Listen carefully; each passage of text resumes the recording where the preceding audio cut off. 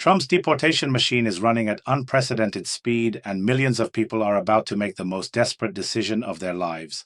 I'm Andrew Meet Rich, your former state run media analyst who chose truth over propaganda. Today I'm broadcasting from Europe, where the consequences of America's immigration crackdown are already visible. You won't believe what's happening at the Canadian border right now, while Trump's administration deports record numbers using military personnel and local police forces. Desperate migrants are choosing the frozen wilderness over detention camps. Just imagine that for a second. But here's where it gets even worse. What if Britain, facing its own security challenges, suddenly found itself without NATO allies? Picture London trying to defend Europe alone while Washington pulls back and Brussels fragments. These aren't separate stories. They're connected threads in a dangerous global shift. Like this video if you want the unfiltered truth, not sanitized headlines. Subscribe, because tomorrow's news could change everything, and if you value independent journalism that connects the dots others won't touch, consider supporting this channel. Your contribution keeps me free from state interference, something I learned matters more than comfortable lies. The numbers coming out of Trump's first 100 days are staggering. This isn't politics as usual anymore. Trump's second administration has unleashed what officials call a shock-and-awe blitz of immigration enforcement, with deportation numbers far exceeding his first term. Congress just approved $170 billion for border security and mass deportations, including $45 billion for detention centers alone. Let me repeat that. $45 billion for detention facilities. The administration is building a deportation force using military personnel, federal agents, and state police. They're not hiding their intentions anymore. Project 2025 calls for ending birthright citizenship, eliminating temporary protected status, and accelerating deportations using rarely enforced wartime laws. And now, listen carefully. The administration has revoked all Biden-era immigration policies and declared what they term an invasion, requiring total enforcement of immigration laws. Border encounters dropped 93% compared to last year, but this dramatic decrease comes with human costs we're only beginning to understand. Half of Americans say the administration is being too careless in its deportation approach. But careful or careless, the machine keeps running. The new law allows indefinite detention of children and families, something medical experts say causes lasting psychological trauma. You see the pattern, right? This isn't border security, it's systematic displacement on an industrial scale. Here's what the mainstream media won't tell you about the human consequences. Northern border crossings from Canada have more than doubled, with over 15,000 encounters in the Swanton sector alone between October 2023 and July 2024. People are literally choosing hypothermia over deportation. Ana Karen Vasquez Flores, a pregnant Mexican woman, died crossing from Canada into New York in freezing conditions. She was somebody's daughter, sister, aunt. She chose death over Trump's detention system. What does that tell you about what's really happening in those facilities? Canadian authorities report taxis ferrying migrants from small border towns toward New York City. The largest group crossing are from India. Over 9,000 people who land at Toronto or Montreal airports and within hours attempt illegal border crossings. Just imagine that desperation. But if you think this is bad, wait until you hear what's happening in Britain. Because while America builds its deportation machine, Britain is discovering what happens when your closest allies start looking elsewhere for security. If you're still with me, hit that like button. It tells me you want the truth, not just the headlines. Britain just published its Strategic Defense Review 2025, and the language should terrify anyone who understands geopolitics.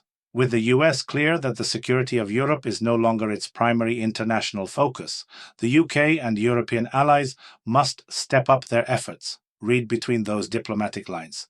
The UK and NATO are facing threats which are more serious and less predictable than at any point since the Cold War. Britain is moving to war-fighting readiness because traditional deterrence is failing. They're literally preparing for state-on-state warfare in 2025. And now listen carefully. The UK is committing to produce a submarine every 18 months and build 7,000 long-range weapons.